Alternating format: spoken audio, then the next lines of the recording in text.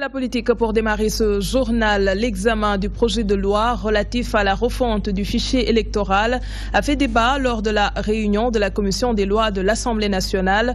Le député Mamadou Diop Decroix, qui a pris part aux discussions, revient sur le motif de ce projet et relève des incohérences. Selon lui, la majorité veut faire dans le forcing pour faire passer le projet en question, alors qu'un audit du fichier doit prévaloir. Il s'exprime au micro d'Elhadj Moussabé. Ce projet de loi porte sur ce qu'ils appellent la refonte partielle des listes électorales. En gros, vous aurez probablement le texte. Dans l'exposé des motifs, le dernier paragraphe dit tout. L'objectif de ça est d'opérer un audit physique de tous les électeurs par leur passage à des commissions administratives instituées pour recueillir la confirmation de leur inscription. Et celui qui ne confirme pas son inscription est radié d'office. On dit, oui, si vous êtes radié, vous allez à la commission qui vous inscrit. Il dit, si la commission refuse, vous devez aller voir le juge. La commission, quelle est la base de son refus? Le refus n'est pas motivé. J'ai dit à la commission, j'ai demandé quand même que nous puissions nous rasseoir de nouveau, qu'on regarde un peu les problèmes. Quelles sont les préoccupations du gouvernement? Et quelles sont les préoccupations de la majorité de l'opposition? L'Assemblée nationale qui se penchait cet après-midi sur le projet de refonte du fichier électoral. Je vous l'annonçais en début d'édition. L'hôpital Abass Ndao va mal. La tension sociale semble avoir atteint le sommet. En Assemblée générale, les travailleurs de l'hôpital dénoncent leurs difficiles conditions de travail. Ils demandent le paiement de leurs arriérés de salaire, entre autres points. Très remontés contre les responsables de l'administration sanitaire, ces agents exigent une réelle prise en charge de leurs doléances. Sorna Kaloga Touré était sur place. Continuer à travailler dans des structures où nous devons nous occuper des malades et nous avons le ventre creux. Ventre creux ne peut pas soigner. Retard de salaire, non-paiement des salaires supplémentaires, le reclassement et le non-avancement du personnel ont été au cœur de l'Assemblée générale des travailleurs de l'hôpital Abass Ndao. Après discussion, les camarades ont souligné les points suivants et exigent que désormais, aucun retard de salaire ne sera permis au-delà du 8 de chaque mois et surtout pour la fin de ce mois d'août avec les avances de Tabaski. Paiement sans délai des heures supplémentaires effectuées de 2012 à 2016. Paiement sans délai des motivations internes de janvier 2013 à juillet 2016 et surtout l'application des textes relatifs au taux de 25% et non 10%. Ils sont confrontés à d'énormes failles, notamment les salaires qui sont payés souvent en retard. Situation qui n'arrange pas ces pères de famille. L'hôpital ne paie pas les salaires à temps. Je crois que le mois passé, c'est le 20 et quelques. Le 27 que les travailleurs ont reçu. Or, la législation est très claire. Si l'employeur ne s'acquitte pas de ses obligations salariales, le 8 du mois, il est en faute. À Abass Ndao, ça commence à être la règle. On en a assez de direction qui ne rend même pas compte de sa gestion nébuleuse. Donc nous voulons vraiment que ça cesse. Il demande une meilleure prise en charge des problèmes qu'il vient d'énumérer. L'arme de la grève a aussi été brandie. Sorna Kaloga, en voilà d'autres qui ne sont pas contents. Il s'agit des commerçants du marché HLM.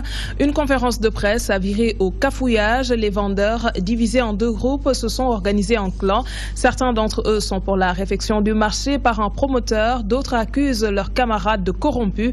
Ils s'opposent à ces travaux qui devraient normalement démarrer ce 18 août 2016. Parlementaires invités à se pencher sur les écarts en matière de droits humains. Objectif, éradiquer le problème de la stigmatisation dont sont victimes les personnes vivant avec le VIH-Sida.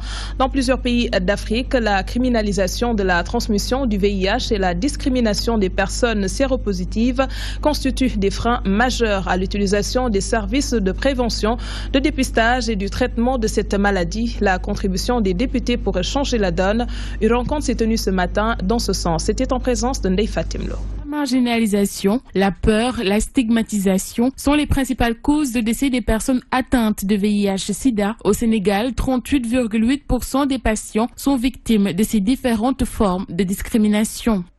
Tay ëpp doole gi ñemewuñu dem hôpital parce que nit ñi fa ñu teg feebar bi mooy problème bi. La plupart des personnes atteintes de VIH/SIDA ont peur de se rendre à l'hôpital pour ne pas être victimes de marginalisation de la part des populations. C'est pourquoi d'autres finissent par mourir. Il y a aussi le coût excessif du traitement qui pose problème. mënuñu supporter li nga xam ne lii moom la laaj ci xaalis. L'engagement des parlementaires pourrait être la solution. Ils peuvent avoir un impact sur le changement des réformes et la restauration de la dignité humaine pour tous. Nous attendons et des parlementaires et des décideurs politiques pour qu'enfin on ait le courage de revoir les lois qui punissent la transmission du VIH. Si aujourd'hui, il y a des lois qui disent qu'il y a une transmission du VIH, vous êtes susceptible d'aller en prison, mais une personne qui se dépose qui est positive ne va pas partager son statut sérologique. La prise en charge médicale, surtout les ARV antirétroviraux, reste très coûteux. Le réseau national des associations de PV-VIH préconise que les pays africains mettent en place leur propre unité pharmaceutique. État yi nañu boole seeni doole defal seeni bopp ay usines yu mën a defar garab. Je pense que les États doivent créer leur propre laboratoire pour fabriquer les antirétroviraux. Au Sénégal, c'est le code des marchés qui pose problème. Il faut ôter les ARV du code des marchés, mais aussi que les acteurs puissent rendre compte, puisqu'il y a beaucoup d'argent en jeu. ñuy rendre compte na mu waree parce que mbirum alal ju bari la. L'ONU-SIDA s'est fixé un objectif appelé 90-90-90 pour faire en sorte que d'ici 2020, 90% des personnes vivant avec le VIH connaissent leur statut sérologique, 90% des séropositives reçoivent un traitement antirétroviral et que 90% des personnes sous traitement atteignent une suppression virale. Autre point à évoquer en titre, le fauteuil de la présidence du Haut Conseil des collectivités territoriales. Le secrétaire général du Parti socialiste dément les informations qui soutiennent qu'il est pressenti à la tête de cette institution. Ousmane Tanor Dieng dit ne pas être au courant d'une proposition. Néanmoins, il n'exclut pas de déposer sa candidature pour briguer le fauteuil du H2CT. Il a fait ses déclarations lors d'une visite de courtoisie qu'il a effectuée ce lundi chez Aïda Sow Diawara, maire de la commune de Golfe Sud. Ousmane Tanor Dieng réagit au micro de Abdoulaye Wanyanga. Moi, jusqu'à présent, je ne suis pas au courant parce que je vais être candidat et maintenant, si je suis élu, le reste dépendra du président Macky Sall. Chaque chose en son temps. Maintenant, on s'occupe du Haut Conseil, après les législatives et enfin, on s'occupera des présidentielles. C'est normal qu'il y ait des problèmes. Ça, c'est des ambitions qui sont manifestées. Chacun veut occuper les sièges qui sont dévolus aux différents partis. Ça, c'est normal. Dans un premier temps que tous manifestent leur ambition, mais je suis sûr qu'on trouvera une formule. Et dans la plupart des cas, ils disent que maintenant, voilà ce que nous voulons, mais nous donnons carte blanche à Macky Sall pour que lui, il décide. Restons avec les socialistes, mais cette fois nous nous rendons à Mbacké. L'union départementale du Parti socialiste vote oui pour la poursuite du compagnonnage de leur formation politique avec Benno Bokk Yakaar aux prochaines élections législatives. La CA de 200 membres, seule habilitée à entériner cette décision, approuve la proposition et investit déjà son candidat pour briguer le poste de Haut Conseil des collectivités territoriales. Les socialistes étaient en assemblée générale ce dimanche à Mbacké. La correspondance d'Elhadj Modou Gueye. Le Parti socialiste à Mbacké reste dans Benno Bokk Yakaar. La décision a été prise à l'issue d'une assemblée générale au cinéma Le Monde. Les gens se sont prononcés, secrétaire général, que vraiment nous souhaitons vraiment d'avoir une bonne continuité à la tête du parti, a fait du bon travail. Et je crois que dans la coalition, il est en train de faire son travail, son boulot. Donc le parti a jugé au niveau de Mbacké de continuer le compagnonnage avec dans Benno Bokk Yakaar. Les camarades d'Ousmane Tanor Dieng pensent que les dissidents qui prônent autre chose devront se conformer à la volonté de la majorité et rentrer dans les rangs. Je crois qu'ils vont se ranger parce que je crois qu'ils entendent ils vont écouter la base et la base va se prononcer. Je crois que si la base se prononce, ils sont obligés de remettre parce qu'on est en démocratie. Parce que le plus fort, comme on le dit, je crois que la majorité va se dégager et je pense qu'ils vont se rallier. Au cours de la rencontre, l'union départementale du parti à Mbacké a enregistré l'arrivée de nouveaux adhérents. Toujours de très bons rapports avec le Parti socialiste et je crois que c'est le Parti socialiste qui l'a formé. De ce fait, vraiment, s'il n'est Ils sont obligés de revenir parce que vraiment, il n'y a que le Parti socialiste. À l'issue de l'Assemblée générale, Mamadou Morangay, secrétaire général de l'Union départementale, est officiellement investi pour briguer le poste de haut conseiller des collectivités territoriales. En politique, toujours, affaire Ousmane Sonko, Nafingom Keïta, le parti de la vérité pour le développement, y jette son grain de sel. L'administrateur du PVD estime que le pays traverse une crise inutile qui ne fait que perturber son essor économique. Sur l'affaire Sonko, il soutient que l'inspecteur des impôts devrait démissionner de son poste s'il s'y sent mal à l'aise. Au lieu de verser dans des attaques contre le régime, Amadou Gaspard Camara dit être en phase avec le chef de l'État. Pour plus de détails, je vous propose de le suivre au micro d'Elage Moussabé. Avec l'État, c'est une citoyenne qui a le droit de déposer un recours. Elle a déposé un recours, nous observons. Je ne juge pas nécessaire la suspension de son compte parce que je ne suis pas à un niveau de décision. Je donne mon avis en tant que citoyen, en tant que leader d'opinion, en tant que leader de parti. Je ne pense pas qu'on puisse dire je suis dans un appareil d'État et j'attaque le président de la République. Dans aucune république du monde, ce serait passé sous silence. Malheureusement, aujourd'hui, dans la classe politique, on remarque plus que les gens sont préoccupés par leur propre promotion politique que par les vrais problèmes du Sénégal. Nous, le Parti de la vérité pour le développement, nous sommes un parti patriote. C'est le développement du Sénégal qui nous intéresse. Nous sommes en phase avec le Sénégal au temps d'Abdou Diouf. Nous sommes en phase avec le Sénégal, avec le président Abdoulaye Wade, avec la création du PVD. Nous sommes en phase avec tout ce qui apporte le développement au Sénégal. Si aujourd'hui le président Macky Sall, c'est le président du Sénégal, c'est pas grâce à moi, c'est pas grâce à vous. Donc nous acceptons que c'est le président du Sénégal. S'il a des solutions pour développer le Sénégal, nous l'accompagnons. Le parti de l'indépendance et du travail change de leader. Le professeur Maguette Thiam transmet le flambeau à l'ancien porte-parole Sambassi. L'analyste politique Serigne Saliou Samb voit dans cette mutation un problème d'alternance générationnelle. Selon lui, les partis communistes sont confrontés à ce genre de situation vu l'âge avancé des responsables promus à la tête de ces formations. Le journaliste confie que ces choix expliquent leur faible taux aux différentes élections. C'est un travail de Côte d'Indiaï. Les changements de leaders se poursuivent à la tête des partis d'obédience communiste. Après Maguette Thiam, Sambassi, jusque-là porte-parole du PIT, prend les rênes du parti. Un jeu de chaises musicales entre personnes de même génération. Ce docteur en sciences politiques parle d'un dictat du troisième âge sur la jeunesse. Cela veut dire quand même que soit l'appareil, les apparatchiks du PIT n'a pas confiance aux jeunes, soit les jeunes ne sont pas compétents pour prendre la relève. Vu le parcours du PIT et le combat qu'il a toujours mené depuis la colonisation jusqu'à nos jours, je crois que ce parti quand même regorge de potentialités, y compris des jeunes qui peuvent prendre la relève. Mais le constat est que on a l'impression de voir un complot, ou en tout cas une stratégie savamment orchestrée par le troisième âge qui veut toujours être au devant de la scène. Cela peut avoir des conséquences incalculables parce que quand même quoi qu'on dise aujourd'hui, pour mener une bataille, pour gagner une bataille électorale, une bataille politique, il faut quand même que les jeunes soient devant. Les partis de gauche se sont toujours illustrés par leur faible score aux élections. L'absence d'alternance générationnelle ne fait que fortifier une telle situation, de l'avis du journaliste. Les partis de gauche ont une réputation, une tradition au Sénégal, c'est que ce sont des partis de combat, ce sont des partis qui ont une certaine capacité de nuisance, ce sont des partis qui ont une certaine influence médiatique, mais sur le plan du score électoral, ce sont des partis qui ne pèsent pas lourd. Ils peuvent faire de l'agitation, parce que ce sont des partis rompus à la clandestinité, au combat syndical. À la bataille de rue, pour ne pas dire même à la guérilla politique. Mais comme quand il s'agit d'envoyer des gens à la présidence, ce sont des partis qui font le plus souvent du yobalema. Ça quand même, il faut être juste avec l'histoire. Ce sont des partis qui ont toujours accompagné, souvenez-vous, 2000, c'est eux qui ont accompagné Abdoulaye Wade à la présidence. 2012, c'est eux aussi qui ont accompagné Macky Sall. Les partis de gauche font leur mue, mais une mutation qui s'opère sans la jeunesse. Selon le docteur en sciences politiques, cette situation témoigne d'un manque de démocratie interne au sein de ces formations politiques.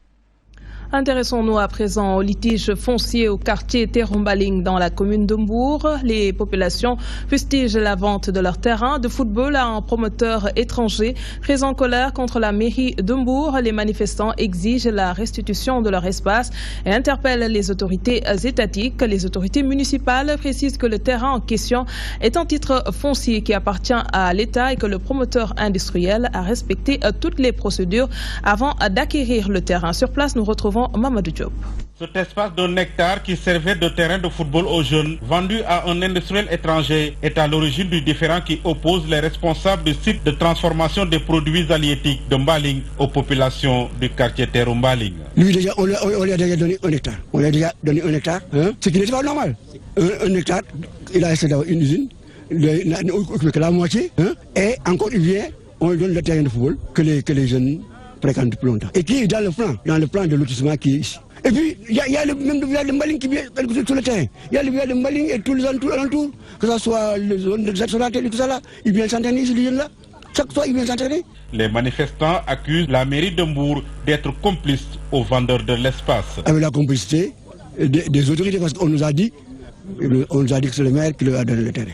Les gars de Copeline. Mohamed Diagne affirme que l'usine déjà implantée par le même promoteur industriel a fini de polluer tout le village de Mbali. Kergini, per commandant là, mais commandant du fi dëkk parce que xet gu bon gi kër gële kër Malick Ndour la mais du fi dëkk parce que xet gu bon a tax mu def kii dafa feebar def na 7 mois ñu opéré ko wan ne ko milieu bi nga dëkk dafa am xet gu bon bu fa nekk nga di ko noyyi te xet bu bon boobu mooy usine bii.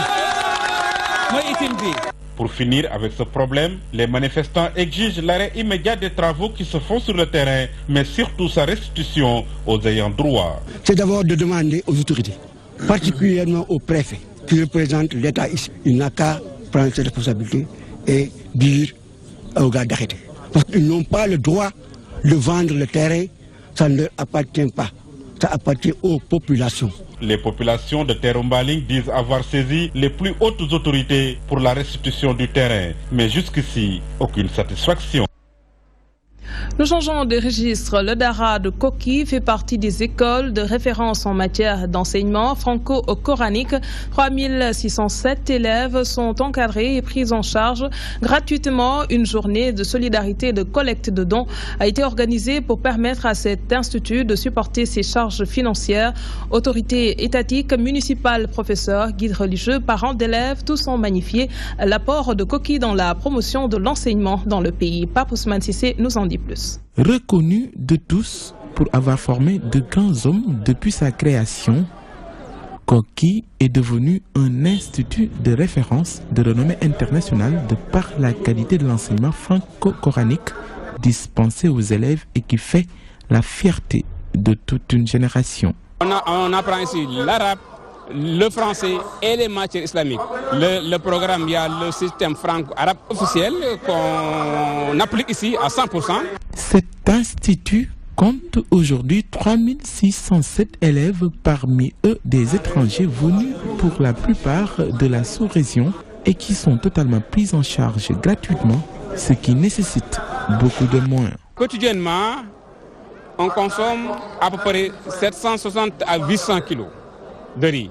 Vous voyez, ça c'est énorme. La dernière facture fait plus de 2 600 000 francs. Cette journée de solidarité organisée pour collecte de dons en faveur de cet institut est aussi appréciée par les sortants de Zodara. Pour eux, c'est une manière de contribuer au rayonnement de l'institut. Ceux qui ont là nourri sans payer. Donc aujourd'hui, le plus important, c'est chaque fois que Koki en a besoin, nous, on met tout ce qu'on a. La célébration de cette journée coïncide avec l'avènement du retrait des enfants de la rue initié par l'État du Sénégal. Occasion pour le ministre Mariam Sarr de réaffirmer l'engagement du gouvernement de poursuivre cette opération. C'est un dara modèle et nous invitons tous les maîtres coraniques à s'inspirer de ce dara de Koki et c'est pour cela que l'État est engagé à travers le ministère de la Femme, de la Famille et de l'Enfance qui pilote ce programme de retrait. Créé en 1939 par Cheikh Ahmed Sahir Lo, Koki fait partie des prestigieux instituts qui forment des milliers de personnes avec comme objectif de développer et perpétuer l'enseignement coranique. En témoignent les récents résultats obtenus lors du baccalauréat arabe avec un taux de 85,18%.